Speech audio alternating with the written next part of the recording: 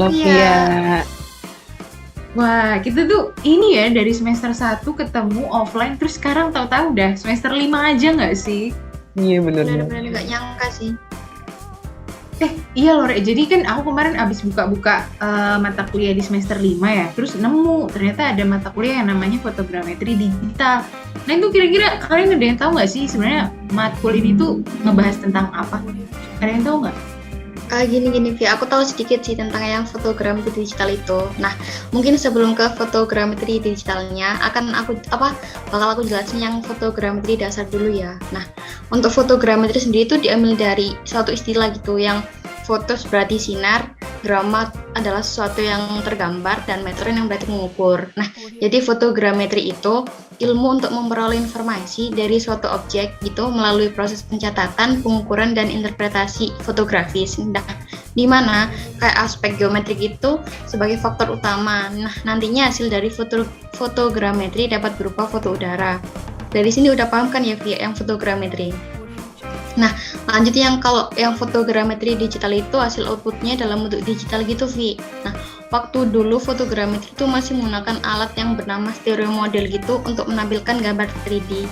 Untuk sekarang, fotogrametri digital itu bisa menggunakan komputer dan algoritma tertentu, di mana data yang dihasilkan akan berbentuk digital dengan model pilihan seperti 3D, 2D, dan sebagainya gitu, via. Selain dari itu, data geometrik dapat diperoleh dari fotogrametri digital dengan melakukan digitasi foto di komputer gitu. Nah, untuk datanya sendiri yang data berbentuk digitasi tadi dapat digunakan untuk melakukan pengoptimalisasian atau pengerjaan yang berulang-ulang gitu dengan menggunakan algoritma tertentu. Nah, itu beberapa penjelasan dari fotogrametri digital dari aku sih, via. Untuk fungsi dan pengaplikasinya aku belum tahu. Mungkin dari Lila ada tambahan. Iya sih bener banget. Dari yang udah Eka jelasin tentang penjelasan fotogrametri digital itu udah jelas banget ya. Dan untuk suatu ilmu pasti kan banyak nih fungsinya. Nah mungkin kalau dari aku fungsi-fungsi untuk fotogrametri digital itu bisa berupa untuk identifikasi, pengukuran, dan pemetaan fisiografis. Untuk identifikasi objek itu dapat diketahui dan dikenali jenisnya kan berdasarkan ukurannya. Nah ukuran objek ini dapat diketahui dari foto udara karena adanya kenampakan objek yang disertai dengan informasi skala yang ada di informasi tepi. Terus bisa juga untuk pengukuran ketinggian tempat dan kemiringan lereng, pemetaan dan revisi peta topografi, dan sebagai alat bantu studi geomorfologi dan geologi nih. Nah, kenapa sih bisa dibuat geologi dan geomorfologi? Itu karena kenampakan 3 dimensi pada foto udara yang disertai dengan adanya vertical exaggeration semakin memudahkan para ahli geomorfologi untuk mempelajari kondisi lahan dari suatu tempat nih atau mereka. Selain itu, bisa digunakan juga untuk pemetaan parsil atau pendaftaran tanah karena resolusi citra spasial saat ini kan udah tinggi banget dan bisa mewujudkan persilahan lebih mudah untuk diukur dan dianalisis karena biasanya pembuatan peta parcel ini membutuhkan foto udara yang berskala besar. Terus bisa juga untuk sebagai perencanaan dan evaluasi pembangunan fisik. Pembangunan sarana dan prasarana fisik ini kan pasti didahului dengan perencanaan yang memerlukan data fisik lahan. Data-data seperti ini tuh bisa diperoleh dengan mudah pada foto udara nih, sehingga dapat mengurangi biaya survei lapangan. Selain untuk perencanaan dan evaluasi pembangunan fisik, bisa juga digunakan sebagai perencanaan jalan raya. Perencanaan jalan raya kan pasti memerlukan informasi mengenai bentuk lahan, ketinggian tempat, kemiringan lereng, jarak, volume material yang diperlukan, dan lain-lain kan. Nah, itu biasanya diperoleh dengan cara survei lapangan. Tapi, karena sekarang sudah ada fotogrametri digital nih, semua data itu tuh bisa diperoleh dengan menggunakan fotogrametri digital untuk menghemat dan memberikan waktu yang sedikit dan ketelitian yang dapat dipertanggungjawabkan juga. Mungkin kalau dari aku, fungsinya yang aku tahu segitu sih. Kalau dari Via gimana nih, Via?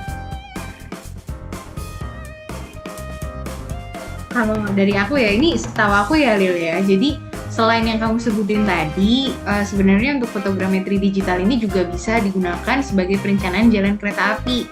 Nah, seperti yang kita tahu kan kemiringan jalan kereta api itu nggak boleh lebih dari 15% kan ya? Nah, tapi untuk kondisi lahan yang tidak memungkinkan, akhirnya kan belokan kereta api juga nggak boleh harus tajam gitu. Nah, jadi harus diperhitungkan nih berapa lahan yang harus dipotong dan berapa lahan yang harus diuruk. Nah, berdasarkan informasi jurusan dan arah dari foto udara, itu kita dapat nentuin nih mana belokan yang efektif dan mana arah jalan kereta yang baik. Nah, seperti berapa volume tanah yang diperlukan untuk menguruk lahan-lahan yang cekung agar jalan kereta api dapat dipakai. Nah, tapi nggak cuma itu, ada lagi yang namanya perencanaan lahan permukiman.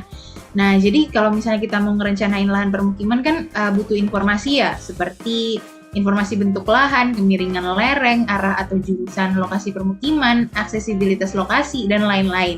Nah, informasi-informasi tadi dapat diekstrak dari foto udara yang cara perhitungannya tentu membutuhkan teknik yang namanya teknik fotogrametri. Nah, nantinya masing-masing variabel ini dapat diberi skor penilaian yang selanjutnya dapat diketahui mana kondisi kelayakan untuk pendirian permukiman yang ada di daerah tersebut, seperti itu.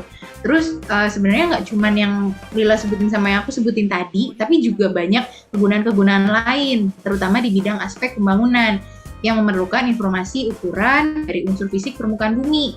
Nah, informasi yang teliti mengenai kondisi lahan dan ukuran aspek yang diperlukan tadi, fotogrametri dapat menjadi solusi dari permasalahan-permasalahan kayak gini, gitu. Berarti keren banget ya fotogrametri ya, apalagi fotogrametri digital. Bener banget, Bener. pengaplikasiannya Banyak banyak. banget manfaatnya. Iya nih, benar banget. Oh iya, Re, ini aku kayaknya ada kelas deh. Kalian ada kelas juga nggak sih sekarang? Iya, Kamu sama. sih Aku ada kelas juga ada juga kelas. sih di sini.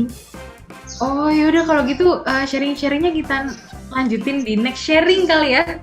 Oke? Boleh tuh, Vi. Boleh. Oke. Oke. Yaudah aku pergi dulu ya, Rea. Makasih ya, Rea. Ini Iya, infonya makasih. bermanfaat banget loh ini. Dadah. Dadah. Ya, makasih ya.